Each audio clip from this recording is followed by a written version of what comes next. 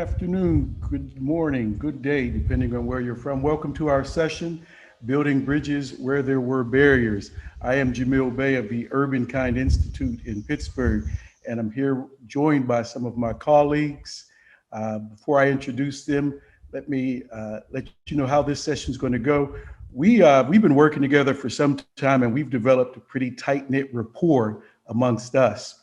And so it's going to be very informal, very conversational, and we want you to join in on that conversation.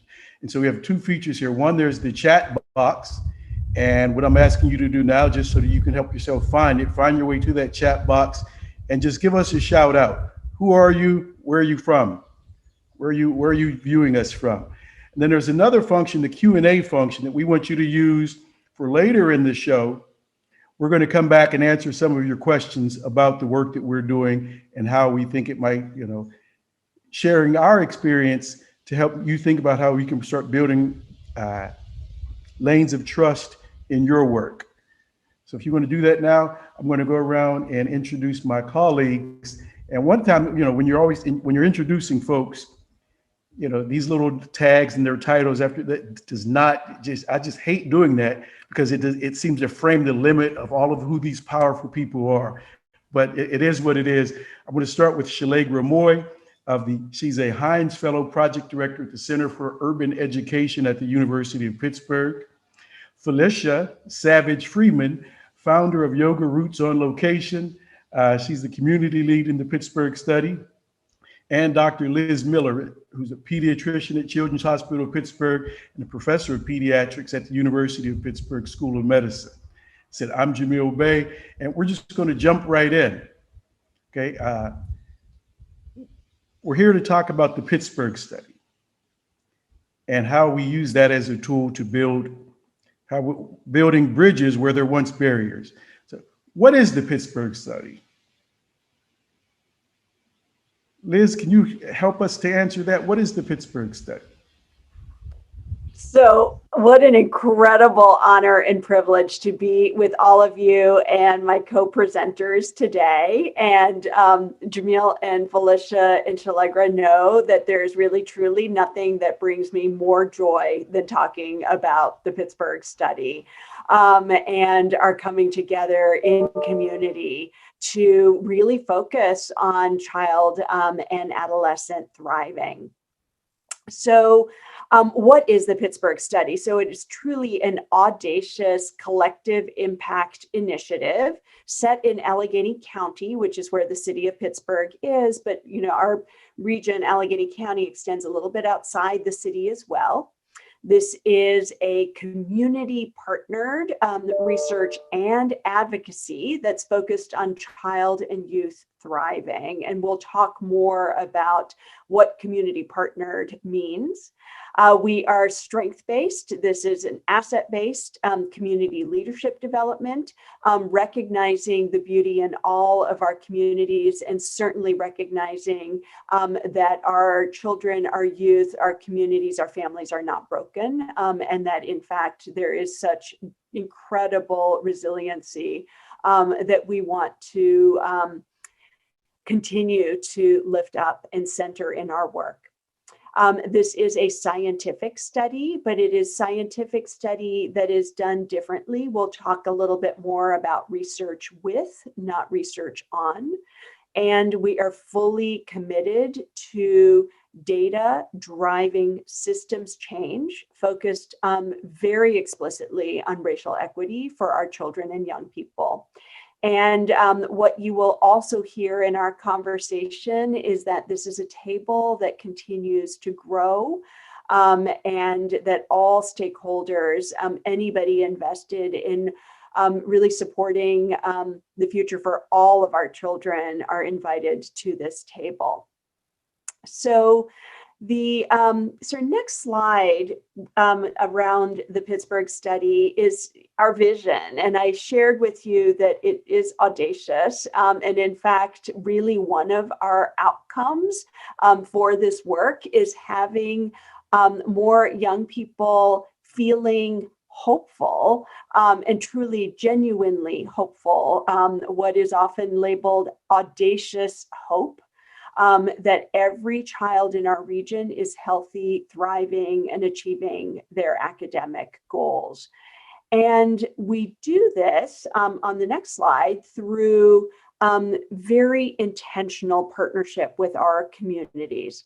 So we focus on racial equity and thinking about leadership in a way that is shared with professional scientists and community leaders as part of the team science. And each of our scientific committees is actually made up of greater than 50% community representation.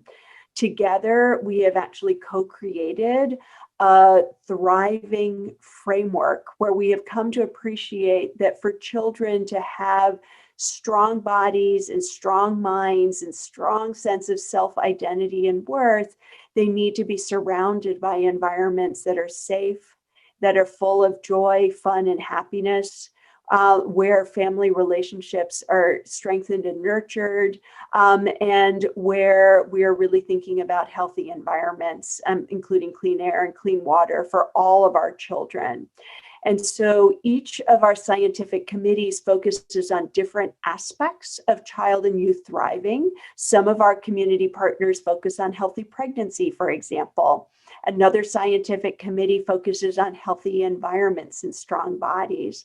And today you will also have the incredible opportunity to hear from our community leader in the early school age collaborative, so from kindergarten to third grade, Chile Gramoi, who will describe for you the ways in which community members are guiding the work, but that we are really doing this work together. So Jamil, I hope that was like a quick summary of the Pittsburgh study. And like I said, it really brings me so much joy. So you've described this sort of collective impact model with the university, the hospital, a bunch of community organizations. But why was this necessary? Why is the Pittsburgh study necessary? And not just to you, Liz, are there some specific challenges or barriers to thriving that children in Pittsburgh face? And are these challenges specific to Pittsburgh?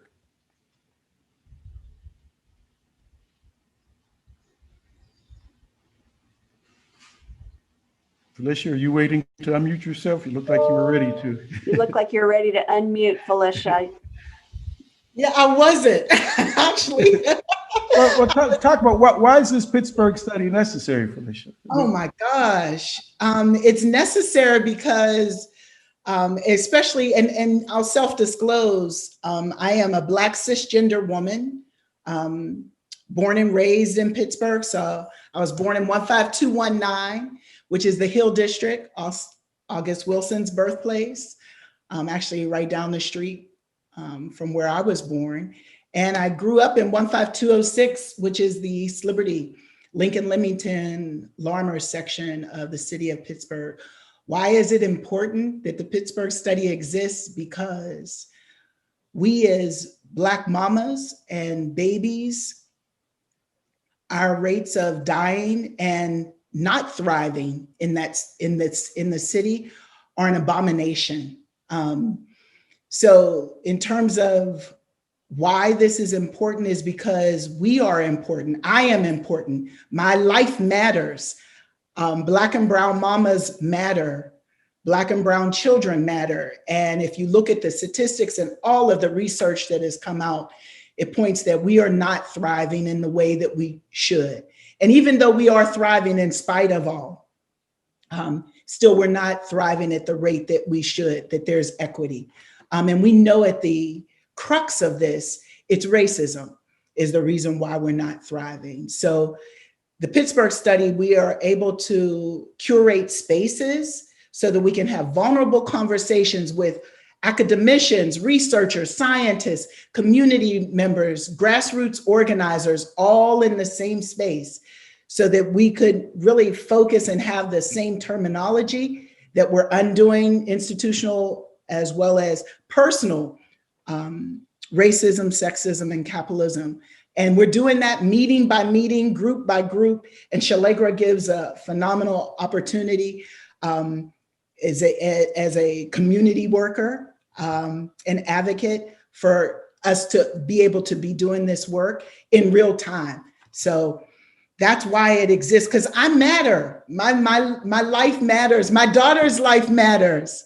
We were both born and raised in Pittsburgh, and it's a hard place for us. And we survive and thrive in spite of it, but we need to have a concerted effort. And that's why I'm part of the Pittsburgh Study, because I do believe that it is a more concerted effort than I've ever seen in the city before. Shallegra, before you jump in, we still haven't heard from everybody to introduce themselves in the chat. And the Q&A function will be for if you have a question for us, we're going to attend to that. So thank you for that, Felicia. Shallegra, why is this Pittsburgh study necessary? Felicia always does such a beautiful job of setting me up. I love to come behind her. I'm not intimidated by that or by her at all. Also as a Black woman, as a Black mother, as a K-12 educator in the region, I have been able to see firsthand in really, really painful ways what is happening to children when there is not an explicit emphasis on their care and well-being, and particularly, for Black, Brown children, those who don't gender conform, those who are outside of, what society wants to consider normal. There are just so many times that so many voices are being left behind and excluded. And so I am, really, really blessed to be part of the Pittsburgh Study because number one, my community engagement and advocacy is welcomed, solicited, right? Is made important and amplified. It is a space for me to be doing critical work with a wide variety of stakeholders who all are invested in some of the same outcomes. But what I particularly appreciate about the Pittsburgh Study, right, and one of the reasons why I see it as necessary is because so often when groups of people get together to talk about problem solving, right, it's this kind of just, throw things at the wall and kind of see what sticks. And the Pittsburgh Study has been very intentional about breaking up into these bands, or what we know as scientific committees, where there are groups of people, right, who are focused on their piece of this puzzle, right, but who are goal setting and dreaming together, right? And then we all come together in this very beautiful way, at some point in the future where we have reached childhood thriving. And so the other piece I think I would add to that is the fact that this is a longitudinal study, right, that is going over time, because that says that we understand that these are really deep-rooted problems that take time and care to undo. So that's why the Pittsburgh Study is necessary and why I'm happy to be part of it. Liz, do you want to add anything before we move forward? Why did we need a Pittsburgh Study? Why did we need a Pittsburgh Study? So, I'll start with the more traditional answer to this, which is that in Pittsburgh, as Felicia and Shallegra are indicating, we have a legacy of systemic racism and structural inequities that is profound. And in 2019, I had the opportunity to do some work with the Gender Equity Commission in the city, as well as scholars from sociology and social work, and looked at where Pittsburgh as a city compares to other 89 comparable cities in the country. And so what Shallegra and Felicia are referring to is that our maternal mortality rate, for example, the Black women in Pittsburgh bear the burden of this with sixfold higher than their white counterparts. But most importantly, 97% of other cities in the country look better than where we are in Pittsburgh. So we know we have work to do, but also focusing on not having new moms die and not having new babies die is an incredibly low bar for us that we need to, and that our children, all of our children, and our Black and Brown children in particular, deserve to thrive, right? And so part of why the Pittsburgh study was so important was to lift up the strengths, the assets, and to challenge ourselves on what thriving looks like.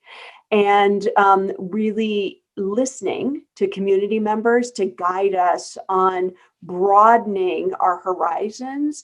And certainly for those of us who do work in child and adolescent health as professional scientists, to broaden our horizons to define thriving in a much more comprehensive way. And in that process, transforming the ways in which we do our science, to stop the systemic racism that is so embedded in the practice of medicine and in the practice of research, and really challenging ourselves to do research with community and not research on. So we have, thank you all for that. So I'm looking in the chat, and we have people from Washington, Seattle. We have people from Honolulu, people from Louisiana, Georgia. So we know that these challenges that we're talking about are not specific to Pittsburgh. I mean, Pittsburgh definitely has its own stink and its own funk on racism and racist structures, but that's not unique to this country or to the world. And so as we're thinking about that and connecting it back to what we're talking about today, and the theme is trust and racial equity. And so here, in this afternoon, this intersection of trust and racial equity, these are huge barriers to the kind of work that we're trying to do.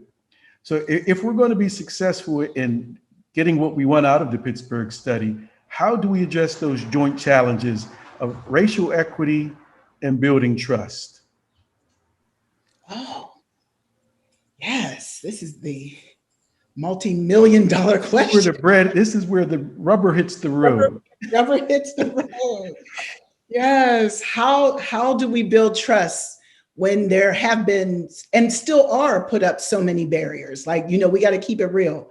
There's still barriers being put up through all kinds of oppression in all of the systems and institutions because they were built on a foundation of being oppressive, right? So how do we shift this narrative of there always has to be competition? There's enough food, there's enough money. We just need folks to share en masse. Right. So in that space, I'm sorry, in that context, I'm trying to facilitate her privilege. Stay with me here, Jamil. I know. Right. In that context, what are we doing in the Pittsburgh study that's addressing that? Yes, and what we're doing, Jamil, is we're curating spaces to have vulnerable conversation across all of these barriers. We acknowledge that these barriers exist, and they've been in existence. We were bequeathed this.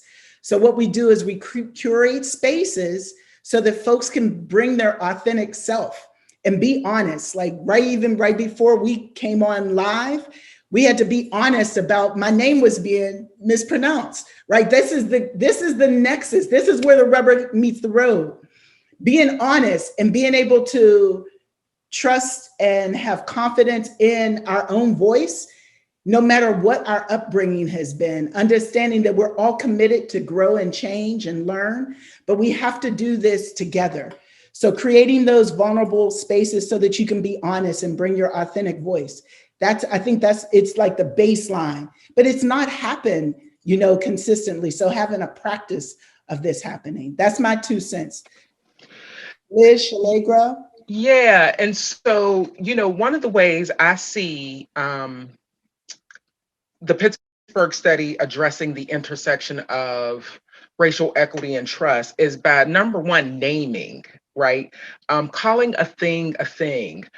I am always surprised and saddened by attempts to do racial equity work without calling out anti-Black racism or white supremacy culture, right?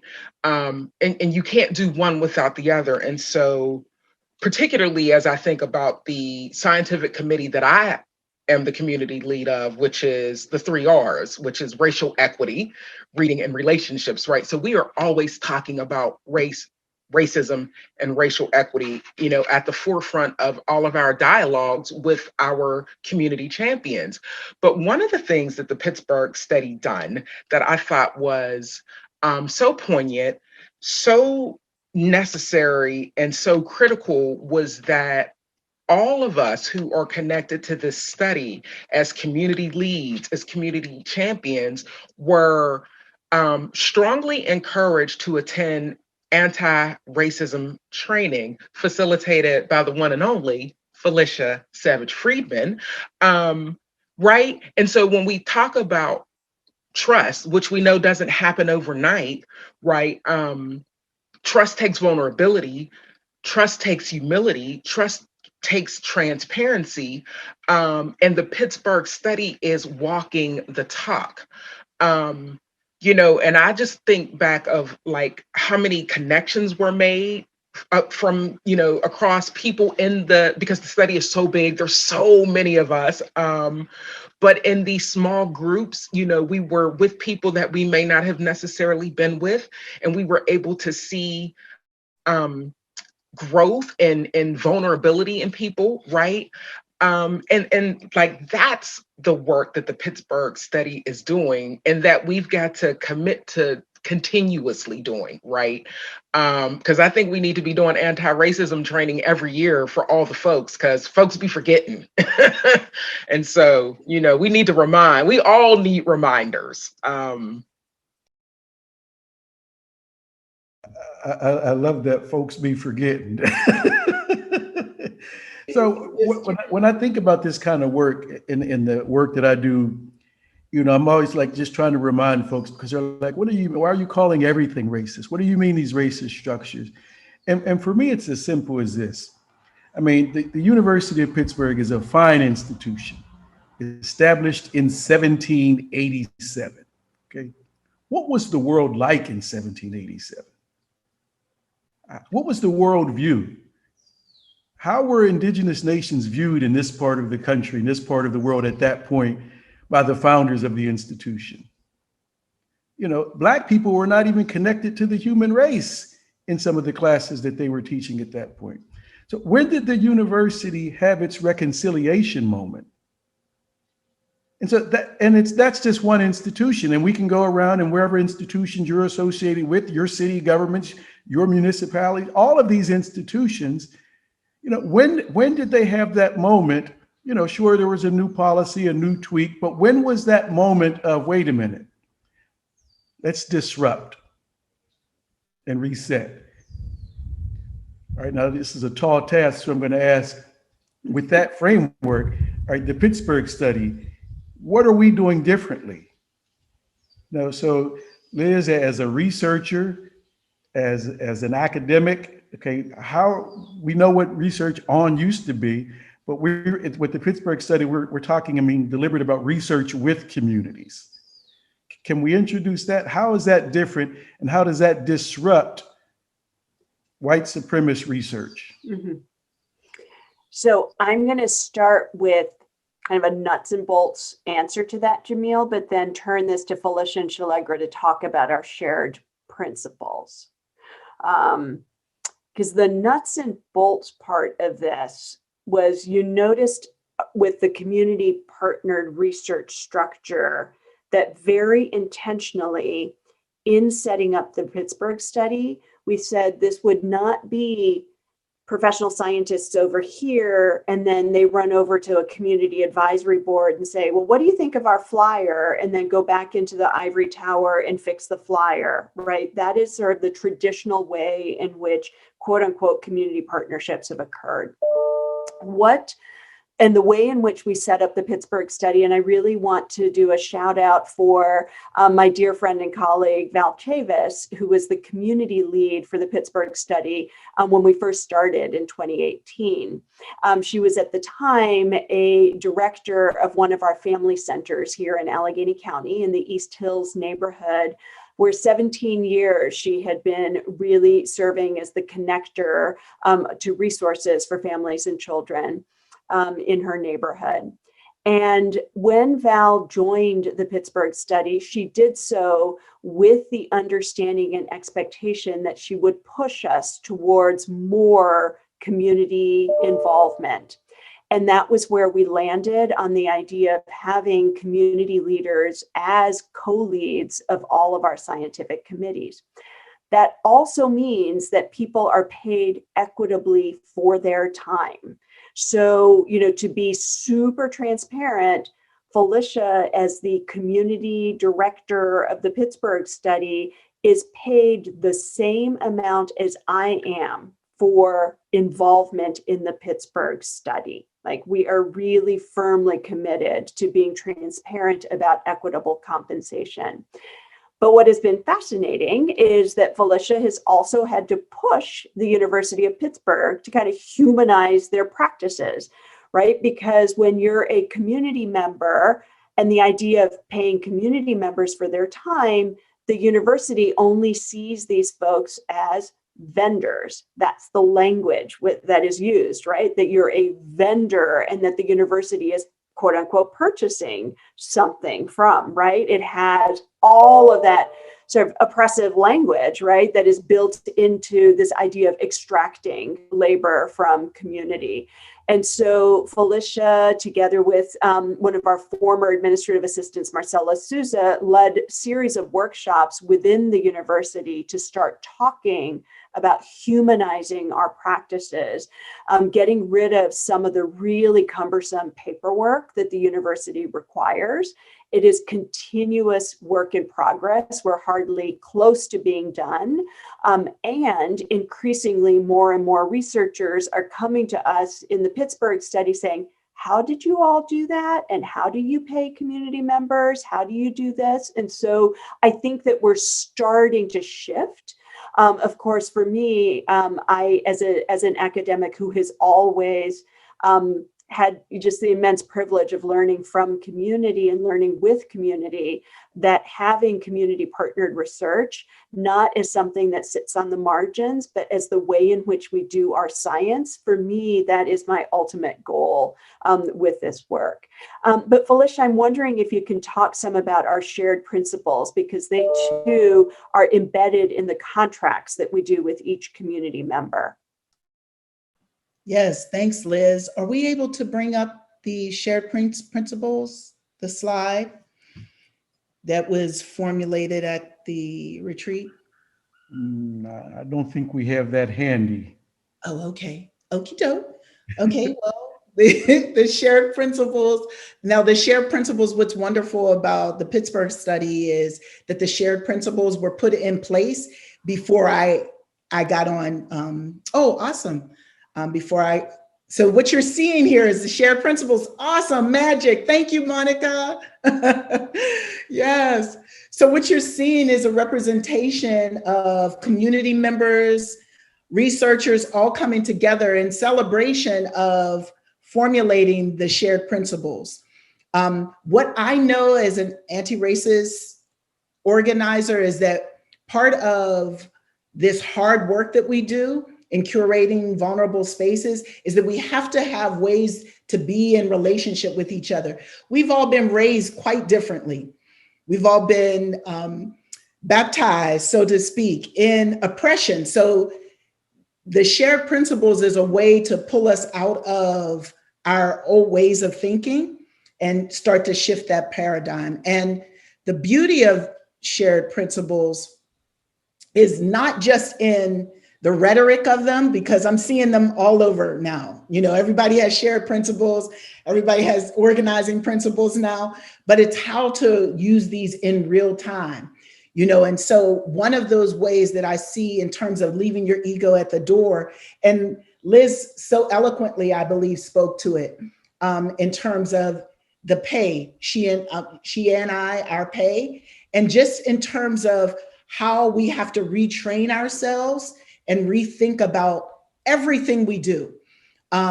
Building collaboration, so breaking down silos. What does that really mean in real time? Means that, you know, oftentimes scientists can be more ego-centered, right? And see community members as an add-on, right? So what does that mean to really share, shift your understanding of how do you really work with someone, because you really see them as a human and not as an object.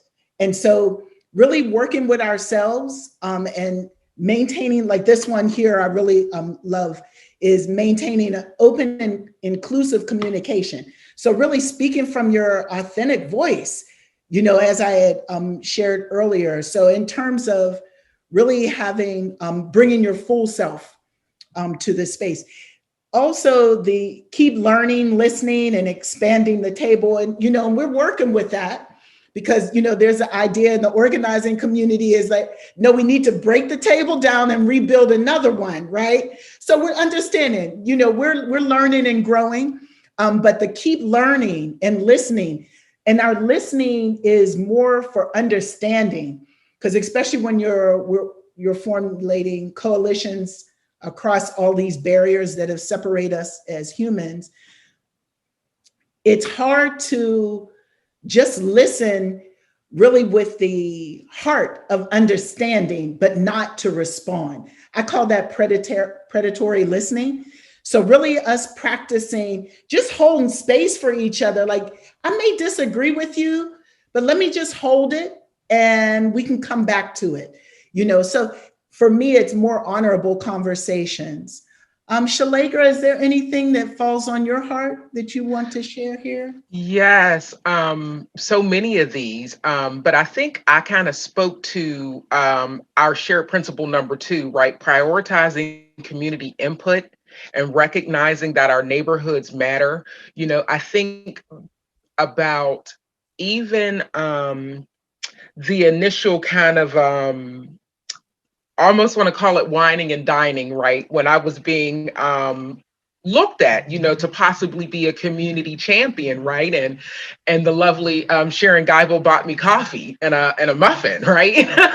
And got like 3 hours of conversation out of me because I love to talk about equity. I love to talk about education. I love to talk about Black thriving, right? And so I would have done that for the price of a bottle of water, probably. But, you know, so like that is like, we are committed to that. And that kind of interaction, that kind of authenticity happens in all of the work that we do, not just in the scientific committee that I am in, but I can say in the year and a half that I have been connected to the Pittsburgh Study, and I think I'm coming upon like the 1-year anniversary of my, you know, formal leadership role as community lead, retreats, subcommittees, large subcommittees, that prioritization of community is a through line. 7 really, you know, lands on me, Felicia, building collaboration and breaking down silos, right? So much of the work that we do in our scientific committee is about how we can partner with the other bands of the Pittsburgh Study, how our work can help elevate and amplify other work in the study. And number 9, that approaching decisions with intentional impact or intentional action for impact. As much as we all love the seeing that vision of childhood thriving come to fruition, like we don't do this work as like pie in the sky. We just, you know, sit in rooms and in Zoom tiles and make things up, right? Like we are really, really thinking deeply about impact.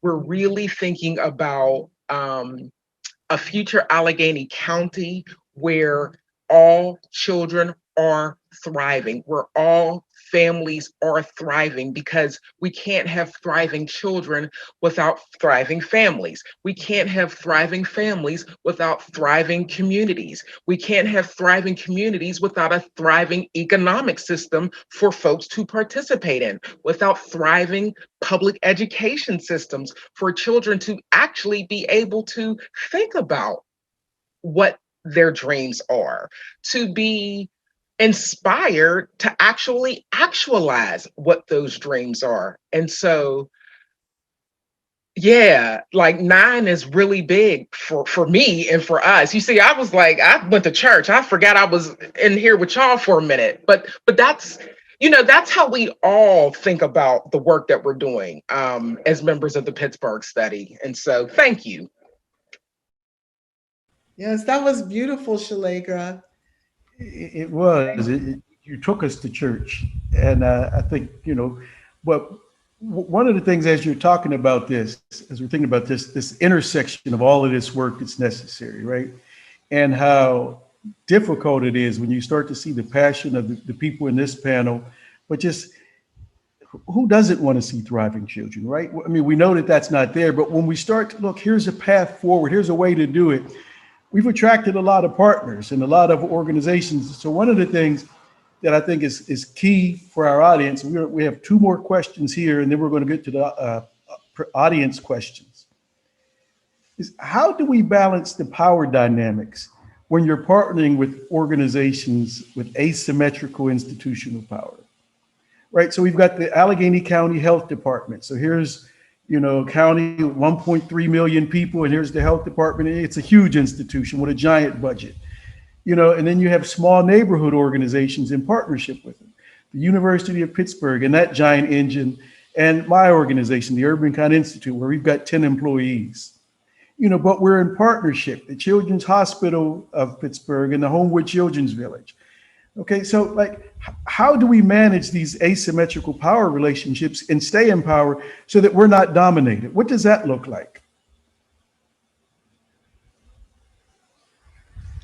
And so this is my slide, so to speak. And so I'm looking at this, the picture, right? And all of those images across the top, and those are our community champions. That make up the 3 R's scientific committee. And these folks are parents, they are community residents, they are representatives from QED, from Pittsburgh Public Schools, from the Carnegie Library, right? And so that's not like happenstance, right? That is by intention, that these folks have been invited to the table, that their input has been solicited. And, we work really hard to center the voices of our community partners, while also recognizing that as the scientific committee, right, with a community lead and a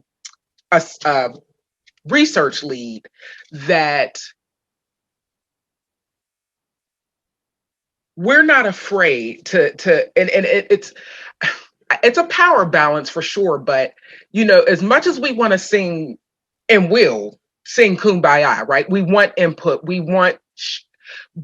Shannon Wanless, who is my wonderful research lead in the 3R's scientific committee, we understand at the end of it that we may have to sometimes put all of the other stuff aside, and we need to do what we need to do to get relationships, racial equity, and a love of reading really strongly embedded in the families, schools, and communities that we're working with. But looking back at that idea of that, power balance, one of the things that we've worked really hard to do is come up with measures, right? So how do we know, right, that we in our scientific committee, we say, are they 3Rs-ish? Are they becoming 3Rs-ish, right? How do we know that folks that we are working with understand racial equity? How do we know that literacy scores are going up? How do we know that children and families and their supports love reading, right? And so what we've asked these folks to do is to help us design the measures that say folks are moving closer to that.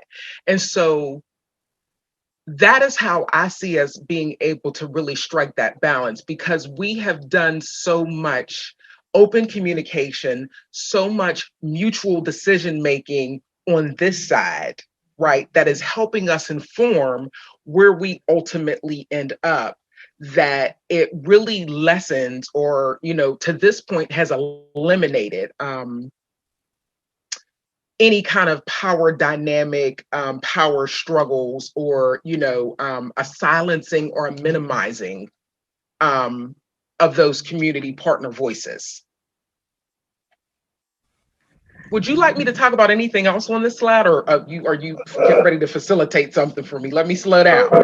I'm kind of looking at the time and making sure we get through. So, I would have liked for you to talk about some of those cool books and the way that what I've heard about how you use them. Can you do that quickly? Yes, very quickly. It is our tradition in the 3 R's that we begin every one of our monthly scientific committee meetings by having a group read of a high quality, racially affirming picture book. And these 5 are representative of some of the books we've used. If you go to our website, you will be able to have the full list. Each of our community champions actually receives a copy of those books. And these are also the books that we're using with our classroom strand to help our school partners be able to do that racially affirming and racial equity work. And Crown is my favorite book. I just want to put that on record. All right. Thank you. So before the last one, before we jump into the audience questions, I want to sort of summarize these last couple of questions that I had here. We've talked about what we're doing, how it's working, what we're trying to do, the big picture. But, folks want to know, we're not there yet. This is a process, not an event. What are some of the things that we still are struggling with, but we think that we're heading in the right direction? What are we working on? This is rough, outside of raising the funds for this kind of work. What are some of the real struggles that we have? That folks be forgetting. Yeah, I agree. Yes, folks forget. Yeah, the anti-racism trainings, that's what we're still struggling with, is everyone having a buy-in totally and really attending and making a commitment to attend. That's a big struggle. It's hard. Probably 1/8 of all of our folks have attended, more consistently. But yes, we're getting ready to reschedule trainings again. But yeah, we just need more people, because a lot of folks think they already get it. They know, they know all the $15 words in terms of social justice and anti-racism. And it's like, I've done this before, but you haven't done it in this space. So that's a big struggle. That's a big struggle. And when you say that, what I'm reminded of, like you said, there are a lot of people who, they're allies, they know the language, they're working on this, but someday it's real easy to, just to forget the privileges that you have. Right. And why don't the parents just show up on time?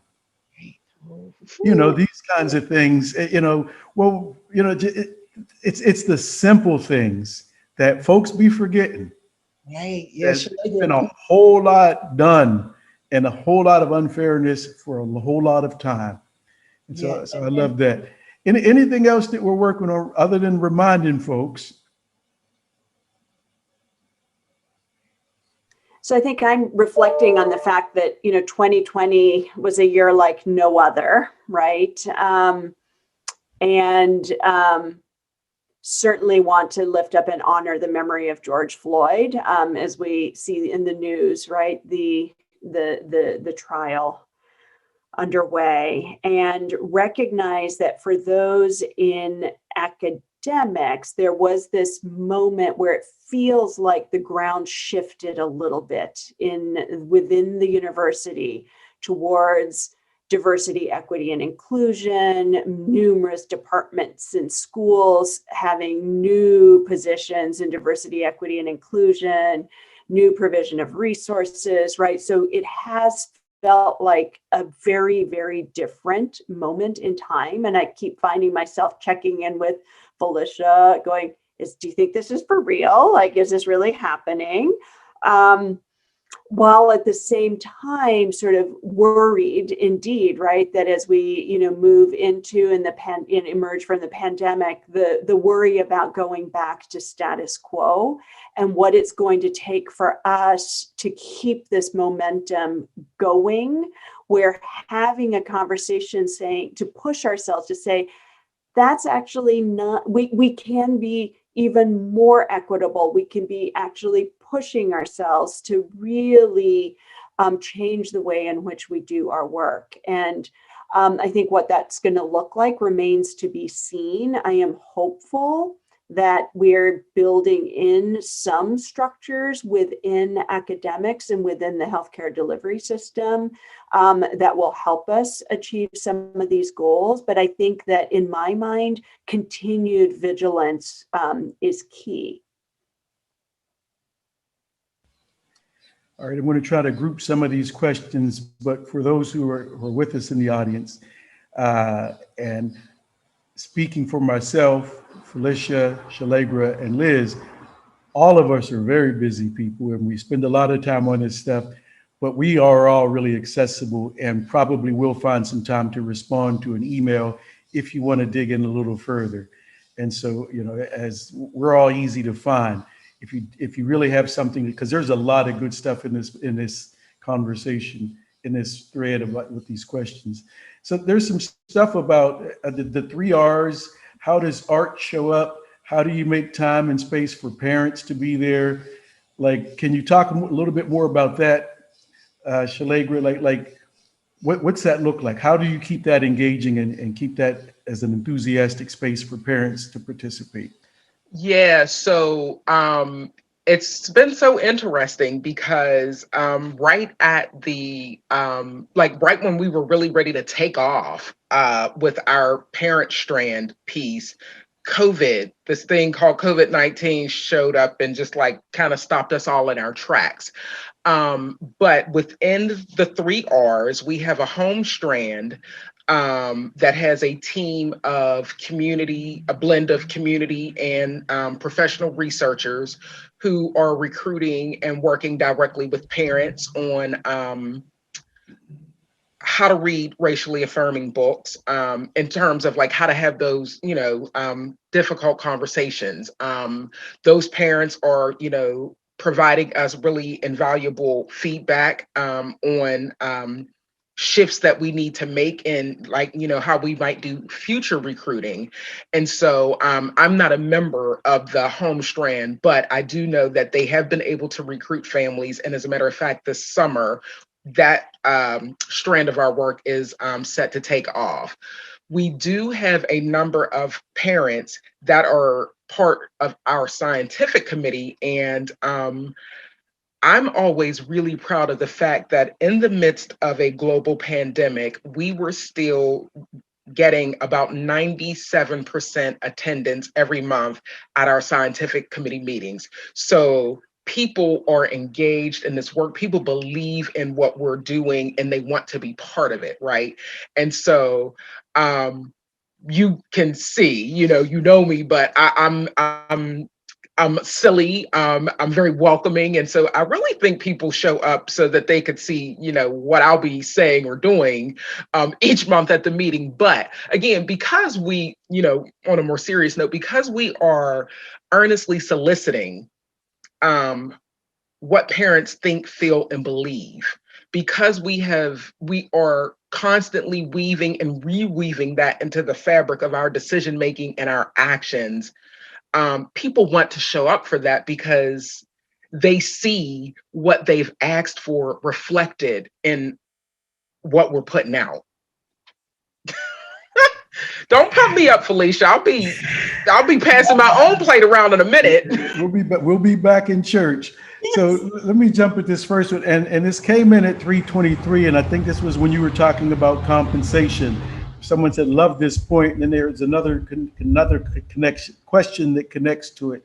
And that one of the things that was core to me when we first started this Pittsburgh study, we were talking about equity and justice and ways of knowing and knowledge. That when we were talking about this early, and my respect and appreciation for Dr. Liz Miller. Liz Miller she's been a pediatrician for a while. She's an MD, she has a PhD. She knows children and young people in a very specific type of way that's crucial to this work. But there's a woman in the community in Hazelwood who runs a daycare center and works after school programs for the last 25 years, who didn't go to college, who knows kids and families in a way that Liz never can. And her knowledge, her lived experience and what she brings to the table is just as valuable as what anyone else brings. And so if we're going to call on her and draw on her knowledge, we have to compensate her for that equally. And so that principle, that point, that we value the lived experience, that we recognize that academic knowledge and research, that is a way of knowing. But lived experience is also a way of knowing. And to value and honor that in our processes. And so somebody says, well, how do you cover that? How does that work? Well, the fundraising has to be significant. But communicating what we're talking about doing, is proving valuable. But we can't do this work without respecting and honoring those folks. We're not extracting from them. They're partners in this work. And I think that's crucial to keeping us involved and keeping, the value when people say, well, you trust and respect what I'm bringing to the table, show me the money. And, we've been able to do some of that. And I'm sorry, Jamil, I want to thank you for reminding me that we do, in fact, communicate or compensate our community champions also.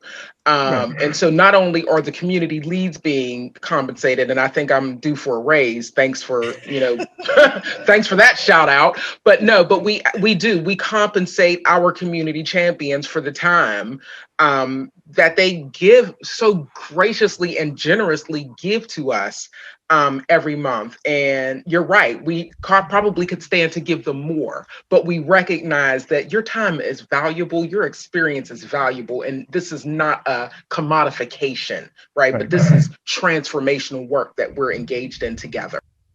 And it can't happen without those folks. Right. Exactly. And I think one of the things that is, yes, our community members come, they're gracious, they're generous, and it is absolutely critical that we not take that for granted, right? So that the conversations need to be what's in it for you. How do we ensure that reciprocity is part of this relationship, right?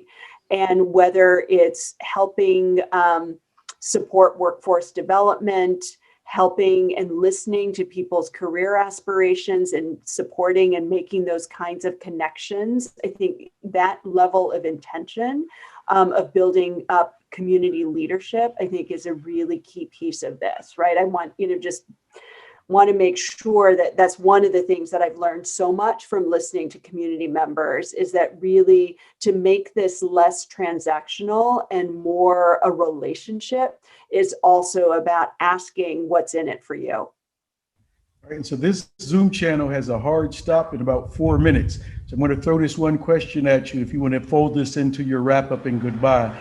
And this is about, okay, you've said all that, but those in power are not, you're talking about disrupting their power. How does that, how do you think that's going to play out when you have these oppressive systems and folks who benefit from maintaining these oppressive systems? Oh, how do we think we can disrupt that? Yeah, well, the thing is and put this in your wrap up. Sorry. Go. Right. No, that's all right, Jamil. I think, oftentimes when I'm doing this work, especially during our anti-racist workshops, folks were asking me on the side. It was kind of, it's interesting. like why would say, and I'm just going to call it out, why would white folks necessarily who are in power give up the power that they have, the power and privilege? I said, because they're not benefiting as oppressors. They're losing their humanity. So even though Black and brown folks are being oppressed, and I get that, white folks or people in power have lost their humanity. So the inability to be able to see someone being killed in a video and not have a visceral response is a loss of humanity. So what we're really offering is for us all to be able to live a thriving life, because it's not happening. Even though you may have privilege and resources, you still have lost your humanity. So that's what we're offering, for all of us to regain our humanity. That's my 2 cents, you all. Your 2 cents is always worth a few dollars. Liz, Shallegra, do you want to say goodbye in your wrap up? Yeah, I would add to what Felicia has shared that we will also be doing both and, right? And so while we are helping those with oppressive ways of being in the world come to their humanity, we're also going to be building, right? This thriving reality, infrastructure, culture that we need over here too. And, prayerfully we'll all meet at the end, right? You've regained or gained humanity, and we've got this thriving place and this thriving endpoint in place. But if not, we'll still have the thriving place over there.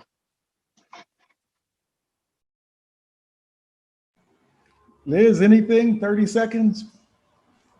I just put it in the chat. I just love these 3 people so much. And I think that's really what the Pittsburgh Study is about, right? We've developed deep connection to each other and learning together about building trust, right? This is about centering racial equity as the absolutely right thing to do. It just makes me so incredibly happy. Thank you. I'm honored to thank you all. This was beautiful. All right. I said, I want to thank everybody for joining us. Thank you 3. And I just said, proud to be your colleagues in this work.